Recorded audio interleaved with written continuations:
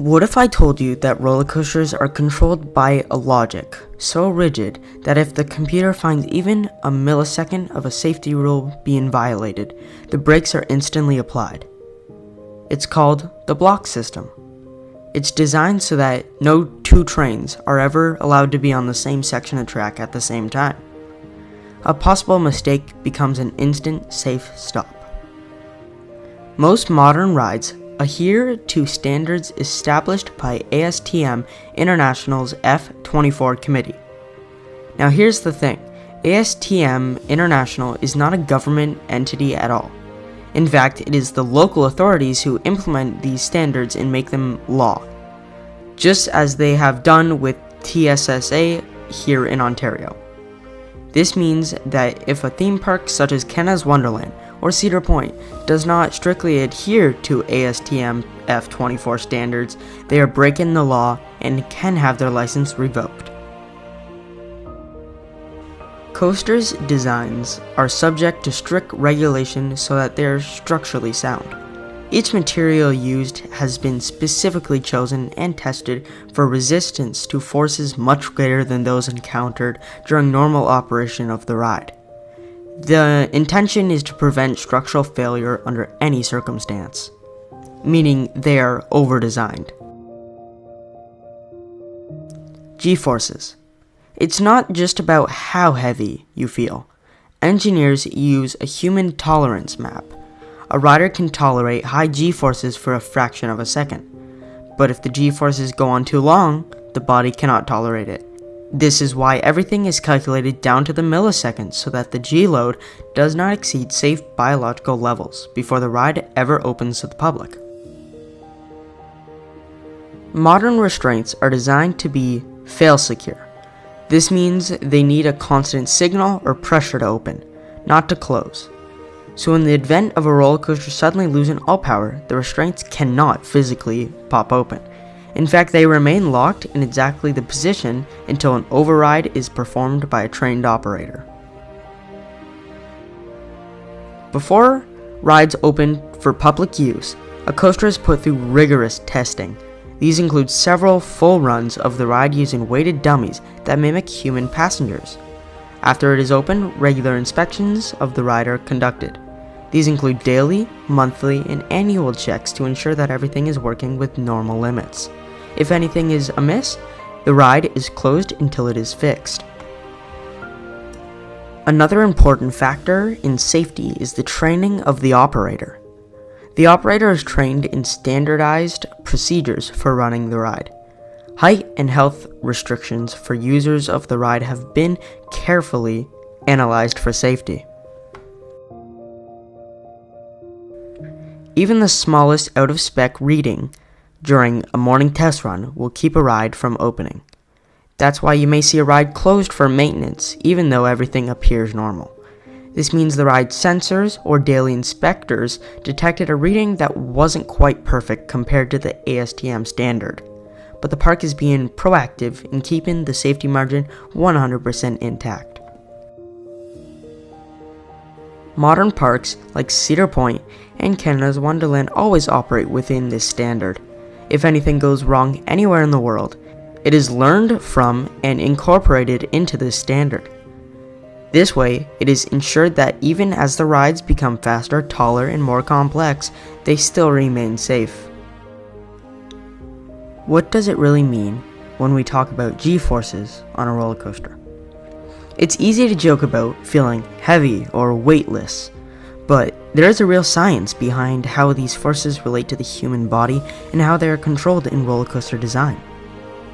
So first, a quick refresher on some of this physics stuff. 1G is what you'd naturally feel if you were sitting on the ground. It is Earth's gravity pulling down on you at 9.81 meters per second, going along through turns and stops and goes fast and slow. It is adding and subtracting from this in different directions. Positive G forces. Positive G forces pushing you down into your seat, where you feel your face wants to melt. So as you zip through the bottom of a drop, or through a tight corner, the roller coaster pushes you down into your seat. These are called positive g-forces. Most modern thrill rides will see 3 to 4.5 Gs in extreme cases. There will be brief spikes in excess of 5 Gs, but they will be very brief and will be carefully timed so that you don't pass out. Any more than this, and it will cause grayouts and loss of consciousness. Negative g-forces, or airtime. The time when you are lifted out of your seat commonly is referred to as airtime. It is caused by a negative g-force. The range of negative forces experienced in most rides is between minus 0.5 G and minus 1.5 G. The hills and transitions in most rides are designed by architects to produce a feeling weightlessness, but going too low can make you feel uncomfortable or even unsafe very quickly. The hills and transitions in most rides are designed with a feeling of weightlessness in mind, but making a hill too sharp or exceeding speeds over a hill too low can make you feel uncomfortable or even unsafe very quickly. Why direction matters. The direction of the g-force relative to you can make a significant difference in terms of how you feel the g-force. Vertical forces is up and down, can directly affect your cardiovascular system, which results in blood rushing away from your head or rising to your head. Lateral forces, side to side, can be felt as restraints pushing against you and need to be controlled to avoid harm. Example, like a side-to-side headbang on inverted coasters such as SLCs and certain B&M inverts. The role of duration. One of the key principles that engineers take into account, and what standards like the ASTM F24 specification explicitly take into consideration, is the fact that duration is every bit as important as the size of the force experienced by the rider. While a brief exposure to 5, maybe 6 Gs might be thrilling and safe for the rider when experienced for a fraction of a second, the same force experienced over many seconds would be so much more dangerous for the rider. To take this into consideration, the designers might create a G-force envelope, a graph of the size of the force experienced by the rider over time. So how do designers use G-force to create excitement while staying inside the safety box? Track geometry, curves and transitions. Instead of simple loops, which would cause huge spikes in G-forces, modern coasters feature complex curves, such as clothoid loops or teardrop loops, which gradually change acceleration and keep G-forces within reasonable limits. Banking turns. As a coaster makes its way through a turn, some of its sideway motion is directed vertically down by banking the track. This prevents uncomfortable sideways pressure on the rider, but still provides a sense of speed and change of direction. Computer modeling.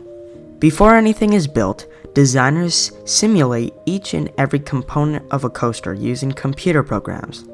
These programs calculate train speed and weight distribution, as well as the precise G-force that a rider will be subjected to. Designers fine-tune transitions, element shape, and train speed until it is within approved limits and within rider comfort ranges.